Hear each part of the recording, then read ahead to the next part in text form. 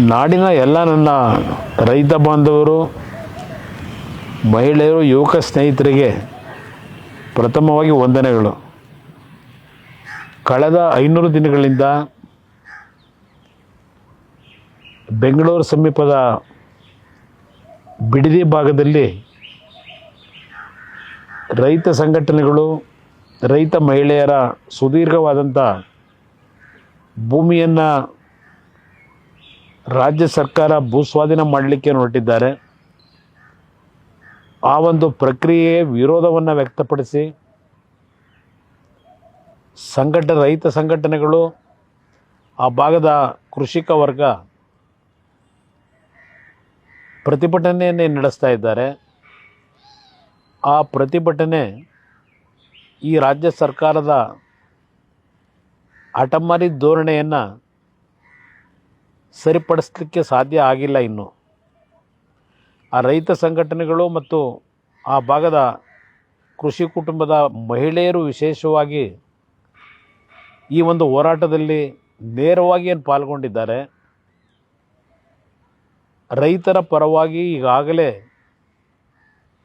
ನಮ್ಮ ಪಕ್ಷದ ಯುವ ಘಟಕದ ಅಧ್ಯಕ್ಷರು ನಿಖಿಲ್ ಕುಮಾರಸ್ವಾಮಿಯವರು ಮತ್ತು ನಮ್ಮ ಪಕ್ಷದ ವತಿಯಿಂದ ಆ ಒಂದು ಹೋರಾಟದಲ್ಲಿ ಆತ್ಮಸ್ಥೈರ್ಯವನ್ನು ತುಂಬತಕ್ಕಂಥ ಕೆಲಸವನ್ನೇನು ಮಾಡಿದ್ದೇವೆ. ನಾವು ಹಲವಾರು ಬಾರಿ ಆ ಪ್ರತಿಭಟನೆಯಲ್ಲಿ ಭಾಗವಹಿಸಿ, ನಾನು ಸಹ ಹಲವಾರು ಬಾರಿ ಬೈರಮಂಗಲದ ಪ್ರತಿಭಟನೆಯಲ್ಲಿ ಭಾಗವಹಿಸಿದ್ದೇನೆ.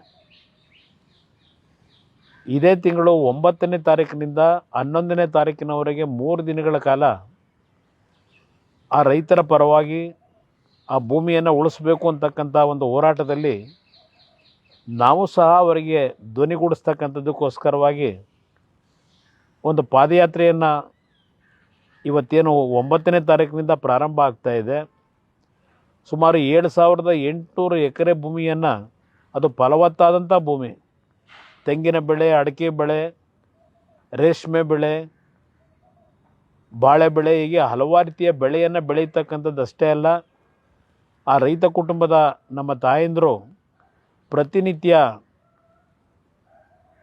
ಹಸುಗಳನ್ನು ಸಾಕಿ ಹಾಲನ್ನು ಇವತ್ತು ನಾಡಿನ ಜನತೆಗೆ ನೀಡ್ತಾ ಇದ್ದಾರೆ. ಸುಮಾರು 6 ಲಕ್ಷಕ್ಕೂ ಲೀಟ್ರನ್ನ ಹೆಚ್ಚಿನ ರೀತಿಯಲ್ಲಿ ಇವತ್ತು ನಾಡಿನ ಜನತೆಗೆ ಅವರೇನು ಸರಬರಾಜು ಮಾಡ್ತಾ ಇದ್ದಾರೆ. ಇದೆಲ್ಲವನ್ನು ರಾಜ್ಯ ಗಮನಿಸಿದ್ರು, ಸರ್ಕಾರ ಗಮನಿಸಿದ್ರು, ಅವರ ಹಠಮಾರಿ ಧೋರಣೆಯಿಂದ ಆ ಒಂದು ಭೂಮಿಯನ್ನು ವಶಪಡಿಸಿ ಇವತ್ತು ರೈತರ ಒಂದು ಬದುಕಿನ ಮೇಲೆ ಚೆಲ್ಲಾಟವನ್ನೇ ಆಡ್ತಾ ಇದ್ದಾರೆ. ಆ ರೈತರ ಪರವಾದಂಥ ಧ್ವನಿಯನ್ನು ಎತ್ತತಕ್ಕಂಥದ್ರಲ್ಲಿ ನಾವೆಲ್ಲರೂ ಅವರ ಜೊತೆಯಲ್ಲೇನಿದ್ದೇವೆ. ಇಲ್ಲಿ ಯಾವುದೇ ರಾಜಕೀಯದ ಪ್ರಶ್ನೆ ಇಲ್ಲ. ರೈತರ ಬದುಕನ್ನು ಸರಿಪಡಿಸ್ತಕ್ಕಂಥ ನಿಟ್ಟಿನಿಂದ ಈ ಪಾದಯಾತ್ರೆಯನ್ನು ನಂಬಿಕೊಂಡಿದ್ದೇವೆ. ಈ ಪಾದಯಾತ್ರೆಯಲ್ಲಿ ಎಲ್ಲರೂ ಭಾಗವಹಿಸಬೇಕು ಅಂತಕ್ಕಂಥದ್ದಕ್ಕೆ ಇವತ್ತು ತಮ್ಮಲ್ಲಿ ಮನವಿಯನ್ನು ಮಾಡ್ತಾ ಇದ್ದೇನೆ. 9ನೇ ತಾರೀಕಿನಿಂದ 11ನೇ ತಾರೀಕಿನವರೆಗೆ ನಡೆಯತಕ್ಕಂಥ ಈ ಪಾದಯಾತ್ರೆಯಲ್ಲಿ ರೈತ ಮುಖಂಡರುಗಳು, ಹಲವಾರು ರೈತ ಸಂಘಟನೆಗಳ ಜೊತೆಯಲ್ಲಿ ಈಗಾಗಲೇ ಭಾಗವಹಿಸಿದ್ದೀರಿ.